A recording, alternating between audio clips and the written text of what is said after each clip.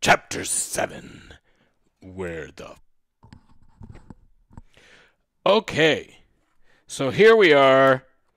Let's go back and quickly remember stuff about continuity. So, differentiability.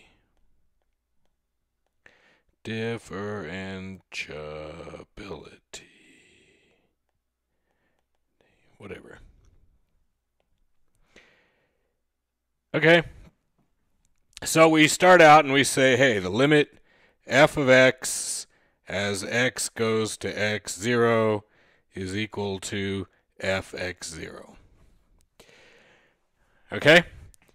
Remember that a derivative, the first derivative of x0, this function is the limit as delta x goes to 0 of delta y delta. That's a y. Delta x. Okay? Yes? Which is the whole, limit fx0 plus delta x minus fx0 over delta x, blah, blah, blah, blah, blah. Okay, that we went through before. What we're doing is we're looking at the change that occurs,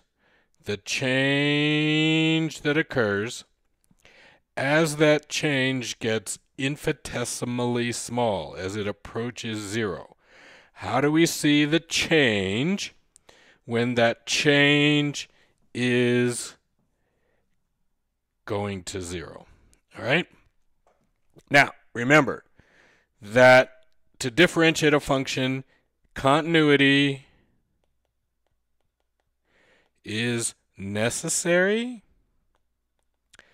but not sufficient. Okay, so again, if we have this, and that could be a function with an absolute value in it, for example, it would look like that. So this line, this whatever, is differentiable everywhere except at 5. Okay? Now, you can argue that this is actually continuous. Some, I suppose, mathy people would say this is actually a continuous distribution because you can draw it without picking your pen up, but it's not differentiable at 5. Okay? So, if this counts as continuous, this v, that's fine, but it's not differentiable at 5, and it's not differentiable at 5 because you get a different answer coming this way than you get coming this way, right? From the right to the left is different than from the left to the right. So it's not differentiable at the point 5. However, any point we pick, we should get the same answer going both ways. But here, this is telling us this line's going this way, and this is telling us that this line's going this way, only at that point. Okay? So there are lots of stuff we can draw and do that aren't going to be differentiable. Okay? So the rules of differentiation. Yay. Okay? So tell me about this line. What's the slope? Well, hopefully you all said out loud, the slope equals 0. There is no change. What the derivative is doing for us is finding the slope. It's finding the change. The formula of this line is something like y equals 5. Okay? It's a constant function. That's an n, constant function. Okay? Constant function. So we have dy dx is x, and it's going to be 0. Derivative of this is 0. Whenever we get a constant, so if y equals 5, yes, first derivative of that is 0. Okay? Think of this as being 0x, right? That really the equation is y equals 5 plus 0x. Okay? And we'll come back to that in a second about why that makes sense. But think of it being that way, and then that 0 popping out makes even more sense. Okay? So we have what's called the power function rule.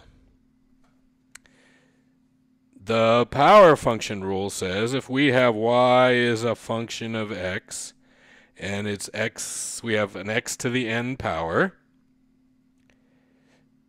derivative of x to the n power dx equals nx n minus 1, right? And that's fx equals, right, nx n minus 1. Two different ways we can write the same thing, right? So this f prime is that, right, is saying derivative of that, and either way it's x prime. So dx squared dx equals 2x. Yeah. d 4x cubed dx. How about that? Okay. Well, we have other rules that we've done. Rules for limits. Yes. And one of the rules for limits and other thingies is that we can take the, anyway, it's a constant, right, times that. And it's complicated. We'll get back to that in a minute. Just ignore. So that's 4 times 3x squared. Okay? Right? So if we just look at the x cubed, is 3x squared. If we have that 4 in front of it, we just leave the 4 in front of it, multiply, and that's 12x squared. Okay? Now, in a sense, we've jumped ahead because there's actually a complicated thing to figure that out.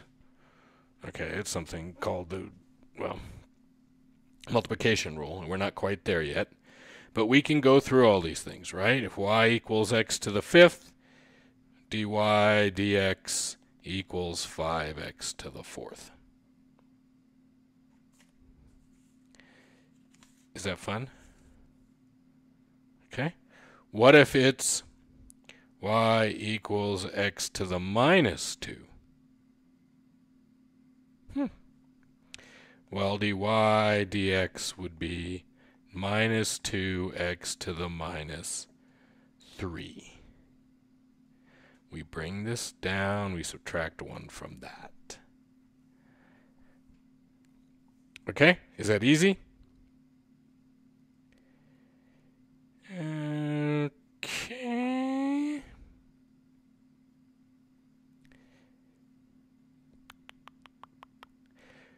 All right, how about x? Right? If it's just x, y equals x.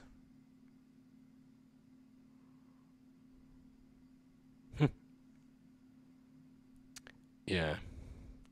That's x to the 1, right?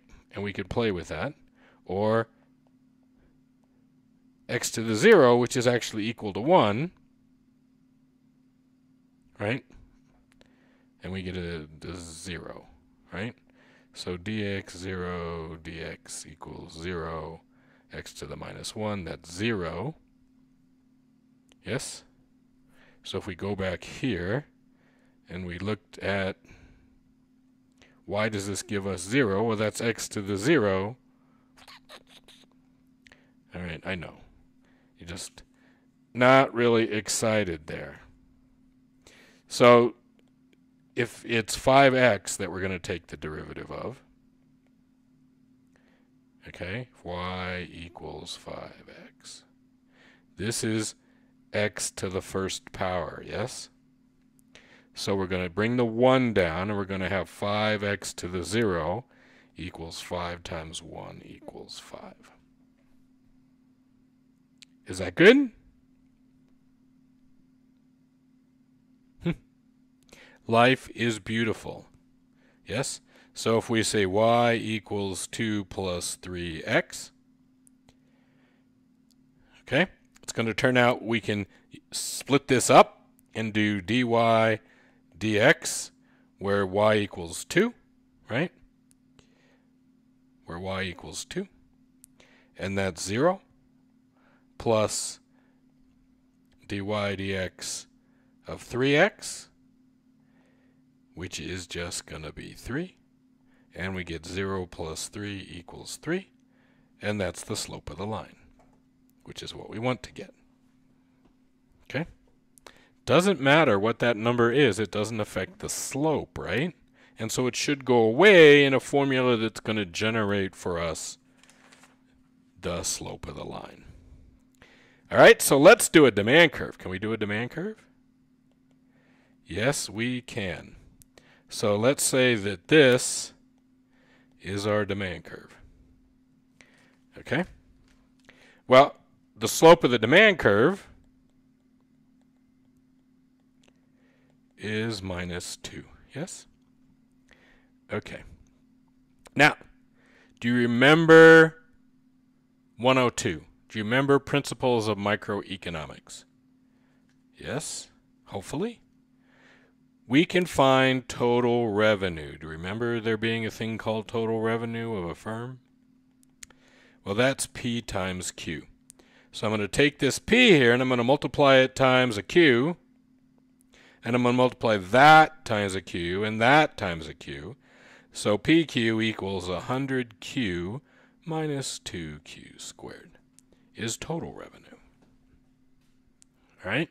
So you're very excited by that, I know. And you're like, why are you doing that? I don't see the point.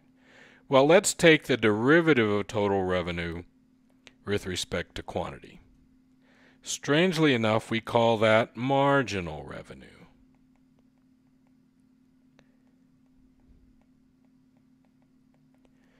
Okay? So we're going to take the first derivative of that and the derivative of that.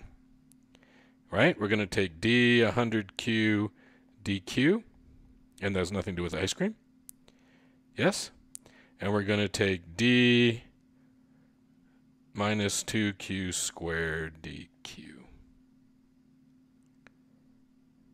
Yeah? Are we happy?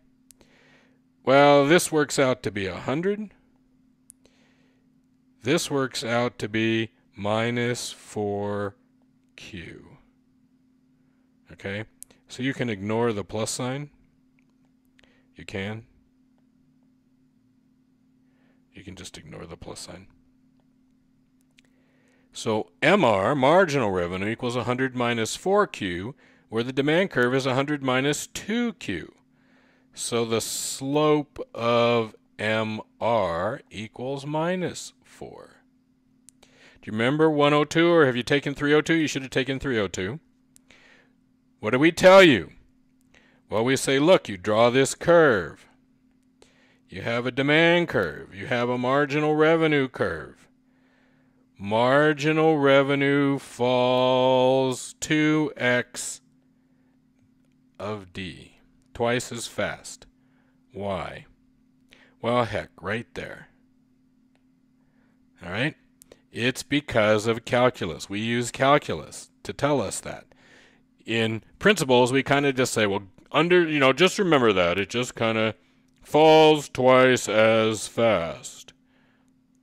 But the reality is why it falls twice as fast is because the slope of the derivative of the demand curve is twice the size, and that's because the total revenue is squared. Yes? Yes. Okay. So you're probably not as excited about that as I am, but you ought to be. It not get much more excited than that. Okay? I mean, seriously, what's more exciting than that? No? Okay. Okay. You should be more excited. You should be. All right. So let's take some first derivatives. Find dy dx. Got it? Write it down. You written it down?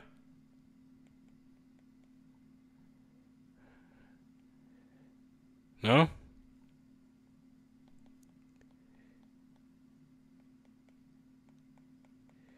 Got that one?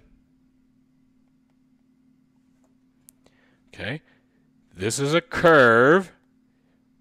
It's going to look like that. Maybe more curvy than that. This is the slope of the curve.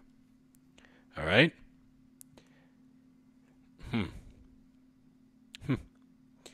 So there's the curve. Let's pick, just pick 2. Can we pick 2? Let's just pick 2. Okay? So if x equals 2, this is x and this is y. X equals 2. Y equals 2 times 2 to the 4th power. Yes? Yeah?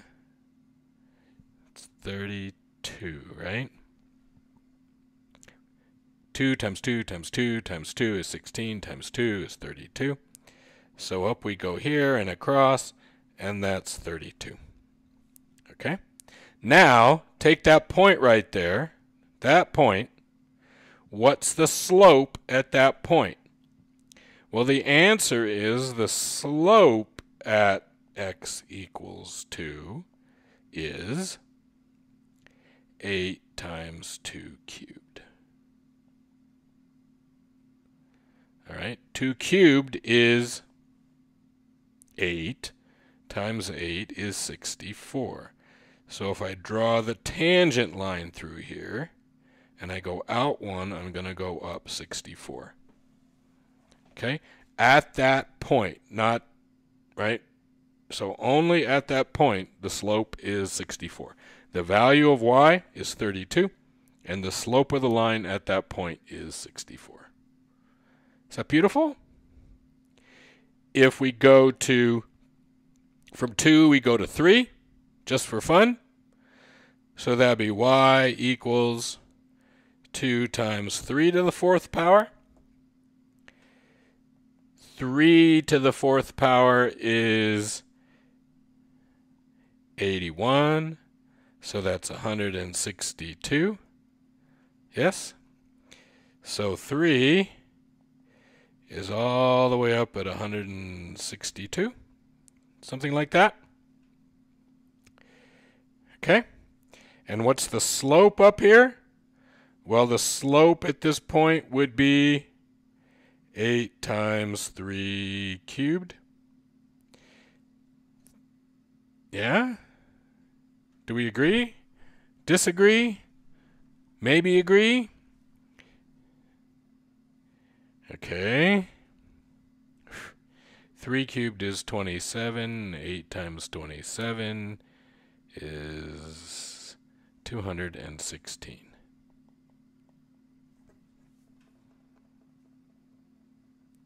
Exciting? So the slope, it keeps getting steeper and steeper and steeper. And we're going to get bigger and bigger changes in